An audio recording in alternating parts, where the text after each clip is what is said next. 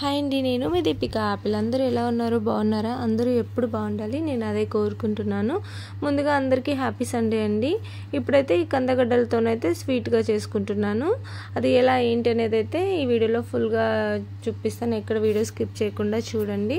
ముందుగా అయితే కందగడ్డలను అయితే వాటర్లో మంచిగా క్లీన్ చేసుకోవాలి. ఆ తర్వాత అయితే కొంచెం వాటర్ డ్రై అయ్యే వరకు అయితే ఇలా పక్కన పెట్టేసుకోవాలి. తర్వాత ఒక ప్యాన్ పెట్టుకొని అది బాగా హీట్ అయ్యే వరకు అలాగే ఉంచి తర్వాత ఈ కందగడ్డలను అయితే అందులో వేసేయాలి.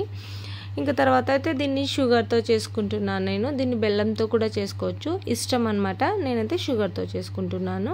మనకి ఇంకెంత కావాలో అంత షుగర్ అయితే యాడ్ చేసుకొని తర్వాత అయితే కొంచెం నూనె వేసుకుంటున్నాను. అంటే దీంట్లో నెయ్యి కూడా వేసుకోవచ్చు. నేనైతే నూనెతోనే ట్రై చేస్తున్నాను. ఎప్పుడు నేను ఇలాగే చేసుకుంటాను.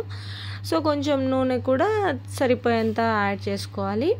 ఇంకేం లేదు, కొంచెం సేపు అయితే అలా ఇంకా మూత పెట్టేసేద్దాం. అది ఇంకా ఒక 2 minutes అలా కొంచెం ఫ్రై అయ్యే వరకు అయితే చూద్దాం.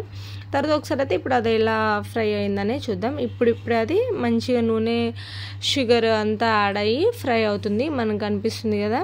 ఇంకేం లేదు, అది విరగకుండా జస్ట్ అలా నార్మల్గా కలిపేసేసి పెట్టేయాలి. కరెక్ట్గా ఒక 5 minutes అయితే మంచిగా దాన్ని ఫ్రై అవ్వనిద్దాం. ఒక 5 minutes తర్వాత చూస్తే అయితే మనకి అది ఎలా ఉందనేది అయితే అర్థమవుతుంది.